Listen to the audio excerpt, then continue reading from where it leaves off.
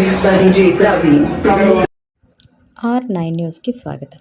Narsipatnam TDP అభ్యర్థి చింతకాయల అయ్యన్న పాత్రుడు ఈరోజు పాదయాత్రలో భాగంగా స్థానిక బీసీ కాలనీ మరియు ఎస్సీ కాలనీలో పర్యటన ప్రారంభించారు. ఈ కార్యక్రమంలో భాగంగా ఆయనకు అడుగడుగున ప్రతి వీధిలో పూల వర్షాలతో పాటు హారతి పళ్ళ్యాలతో ప్రజలు ఎదురెళ్లి స్వాగతం పలికారు. ఈ ప్రజా ఆదరణ చూసిన ఆయన ఆనందంతో పరవశించారు.